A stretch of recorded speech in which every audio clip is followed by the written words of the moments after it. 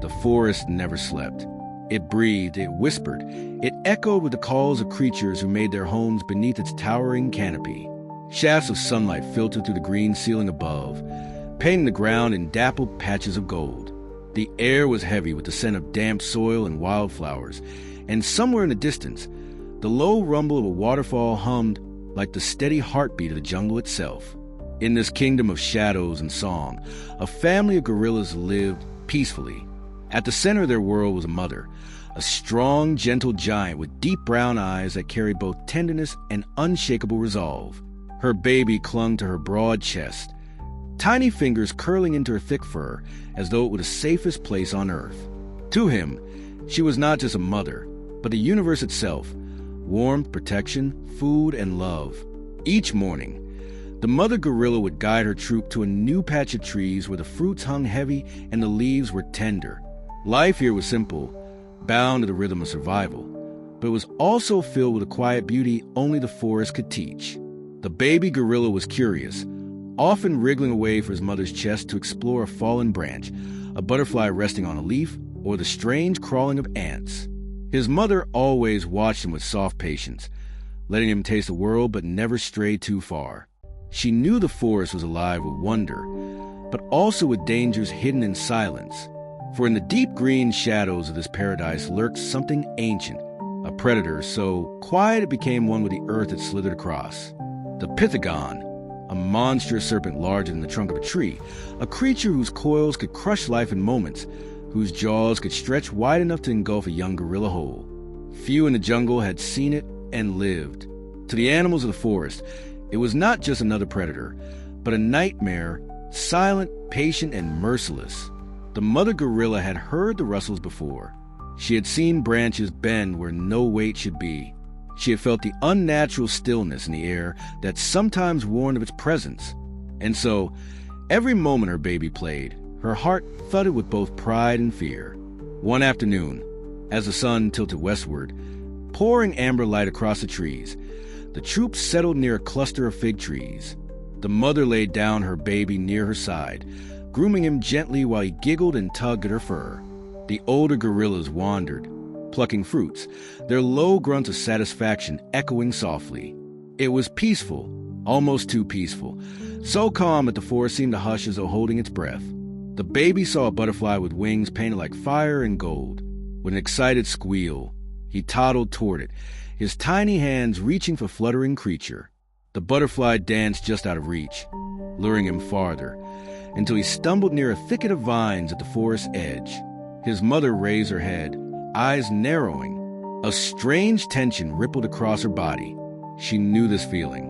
The air was too still, the birds too quiet, and the shadow beneath the vines looked wrong. And then movement. The ground seemed to shift as something vast uncoiled itself from the shadows. The Pythagon emerged, its scales gleaming like wet obsidian, eyes like pits of black fire. It was massive, longer than 3 gorillas laid end to end, its body thick as a log, its tongue flicking in and out with a hiss that froze the baby gorilla where he stood. The butterfly vanished into the trees, leaving the baby alone in front of the nightmare. The serpent moved slowly, deliberately, each coil sliding with dreadful grace. Its head swayed, studying the tiny creature before it, savoring the inevitability of what would come. The baby whimpered, backing up on unsteady legs, but the Pythagon surged forward with terrifying speed. The mother's roar shattered the silence. She leapt with a power born of desperation, closing the distance between her baby and death in a heartbeat. The serpent struck, its mouth gaping, fangs glistening, but she swung her massive arm and slammed aside with a force that shook the ground. The baby tumbled backward, crying, and scrambled into the safety of his mother's chest as she scooped him up with trembling strength. But the battle had only begun. The Pythagon recoiled, hissing, its jaws gaping wider, body rising in a dreadful arc like a dark wave ready to crash. The other gorillas scattered in panic, their cries echoing through the forest as they fled into the trees. But the mother did not run. She could not. To leave was to abandon her baby to a fate too terrible to imagine. Her heart thundered in her chest, yet her arms tightened around the tiny body pressed against her fur. She would fight, even if it cost her life. The serpent lunged again. The mother shoved her baby onto a high branch just behind her, where he clung and screamed in terror. Then she turned, facing the beast with nothing but her body, her strength, and her love. The snake's jaws clamped onto her arm, and pain tore through her body like fire. She roared, beating the serpent with her free hand, her fists pounding like drums of war. But the Pythagon's coils whipped forward, wrapping around her body, squeezing, crushing. Her ribs groaned, her breath faltered, but her eyes never left her baby. The baby shrieked from above, reaching out for her, his cries piercing the jungle. And it was his cries that fueled her fury. With a strength drawn from the deepest well of motherhood, the gorilla slammed her fist into the serpent's skull again and again, until the forest rang with the sound of bone against bone. The snake hissed in fury, tightening its grip, but she did not yield. She twisted, tearing her arm free of its jaws, and sank her teeth into its scales. Blood filled her mouth, metallic and hot, but she bit harder, refusing to let go. The Pythagon thrashed, its body whipping against trees, smashing branches, sending leaves raining down like a storm. The jungle became chaos, roars, hisses, the crash of timber. The mother's body ached, her muscles screamed, but she thought only of the tiny hands clutching the branch above. At last, with a final roar that shook the forest, she pried her arms apart, forcing the coils away from her chest. With one last surge of strength, she heaved the serpent and slammed it against a jagged rock. The impact split the silence like thunder.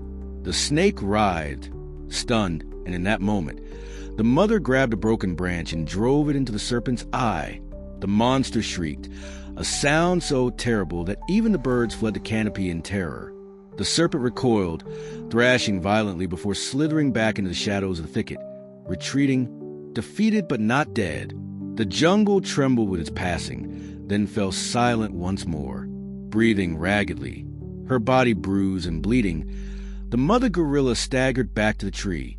She reached up with trembling arms, pulling her baby into her embrace.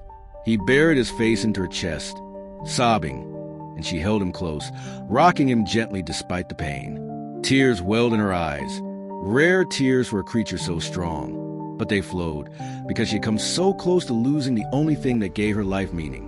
Around them, the jungle slowly resumed its song. The birds returned, the leaves whispered once more, and the waterfall's hum filled the silence like a balm.